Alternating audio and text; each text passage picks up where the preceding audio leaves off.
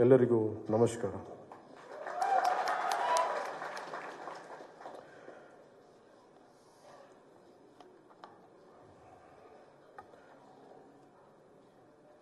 One sentence I could think of Justice Gopala Gowdaರ is that when justice becomes a voice, not just a verdict, that becomes Justice Gopala Gowdaರ.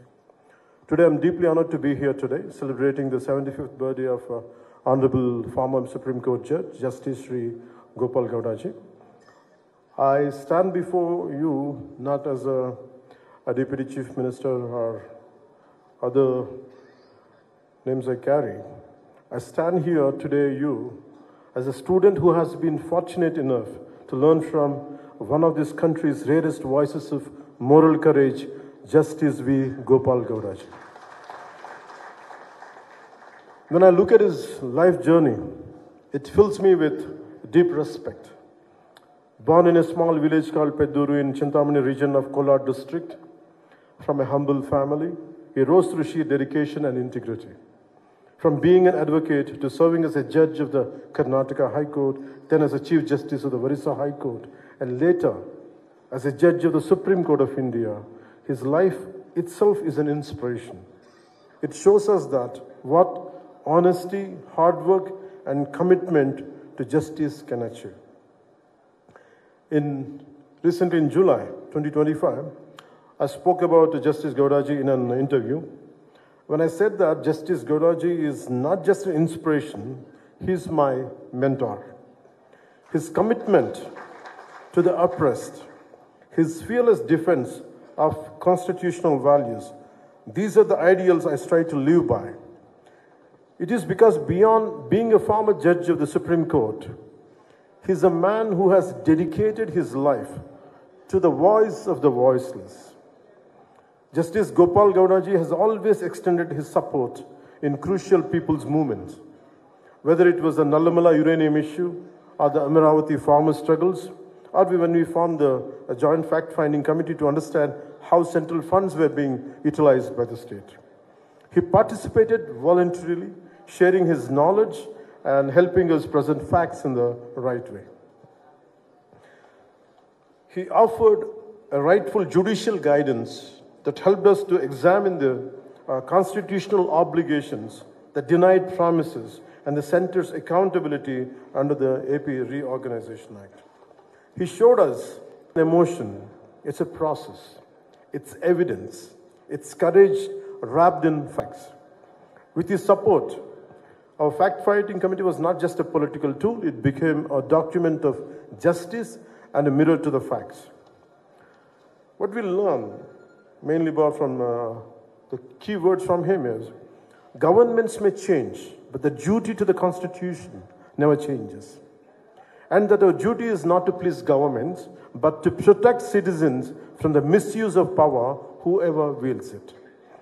Justice Gopala Gowdaರ, your life and words reminds us that true patriotism is not about political alignment, but about institutional courage and moral conviction.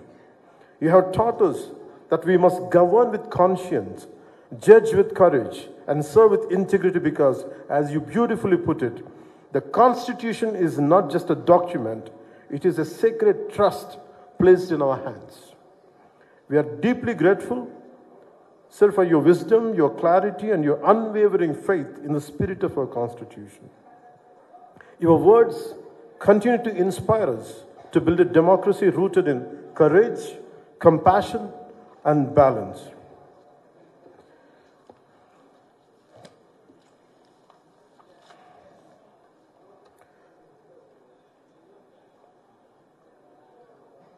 Justice Gopala Gowdaರ has been a lighthouse in a sea of political chaos.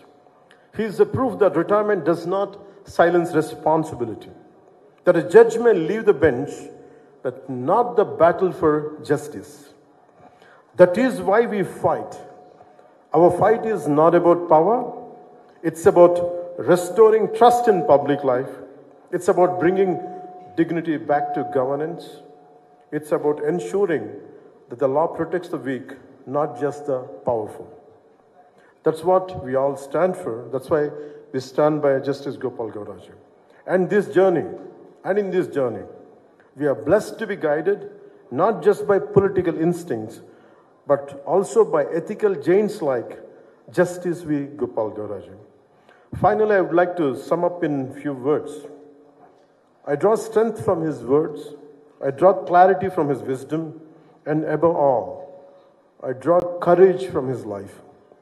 Let us carry that spirit forward. Let us build a society where justice is not feared, but felt.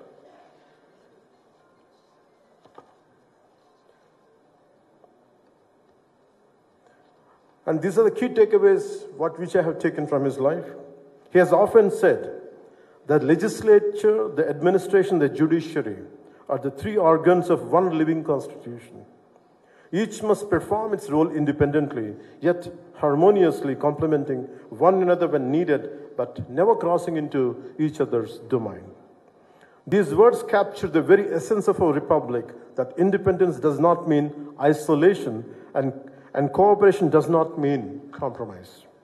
You have repeatedly reminded the judiciary, the government, and the bureaucracy that the ultimate duty of every institution is to protect the democratic spirit and uphold constitutional values. Your reflections on governance and justice are not about politics, they are about principle. The judiciary must show courage when power becomes overbearing and caution when power is balanced. On this special day, I pray to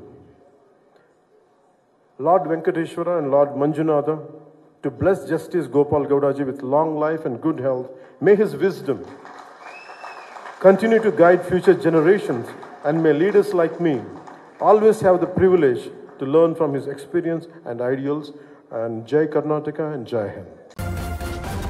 News First, ನಿರ್ಭೀತಿಯಿಂದ ನಿಮ್ಮ ಪರವಾಗಿ.